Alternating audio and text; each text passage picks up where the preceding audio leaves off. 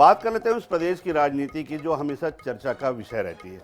कभी लालू के बहाने, कभी नीतीश के बहाने, तो कभी जो है वो लालू के परिवार के बहाने। जी हाँ, बिहार की हम बात कर रहे हैं। कांग्रेस सांसद राहुल गांधी ने बिहार में रैली करते हुए बीजेपी और चुनाव आयोग पर वोटर लिस्ट से नाम काटने का आरोप लगाया। उन्होंने कहा कि विपक्ष की ओर से एक बड़ा हाइड्रोजन बम सामने आने वाला है।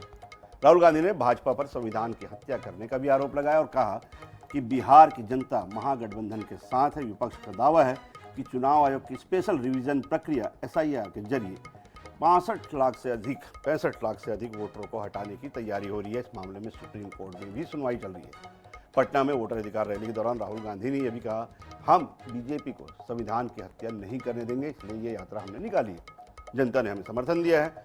आरोपों पर बीजेपी ने पलटवार किया और साथ ही उनके बयान को गैर जिम्मेदाराना बताया। पूर्व कानून मंत्री रविशंकर प्रसाद ने कहा कि राहुल गांधी की बातें समझने में समय लगता है। चुनाव में एटम बम और अब हाइड्रोजन बम, इसका मतलब क्या है? बीजेपी नेताओं ने यह भी आरोप लगाया कि राहुल पटना की रैली में भीड़ दिखाने के लिए 20,000 लोग यूपी के देवरिया से लाए गए थे। अब आपको बताते हैं जैसे वोटर अधिकार यात्रा के मायने क्या है। बहुत कम दिन है जब जो है आज ही कल में समझ लीजिए उल्टी गिनती चल रही, जब बिहार में चुनाव की घोषणा होने वाली है। तो ऐसे में वोटर अधिकार यात्रा अगर निकाली जा रही है, उसमें इतनी भारी भीड़ भी जुटी हुई है, तो इसके मायने बता देते हैं।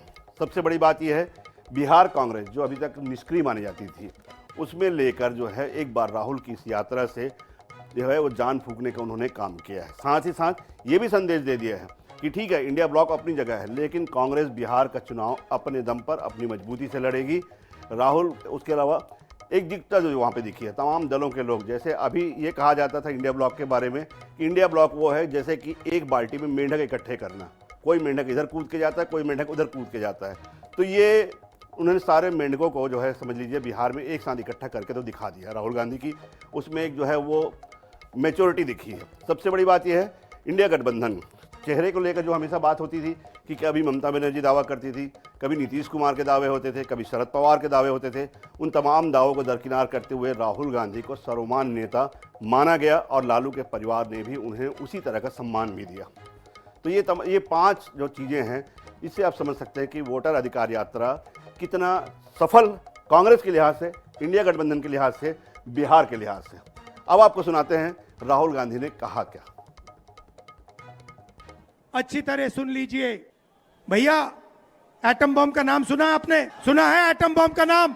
उससे बड़ा क्या होता है? उससे बड़ा क्या होता है? एटम बम से बड़ा हाइड्रोजन बम होता है।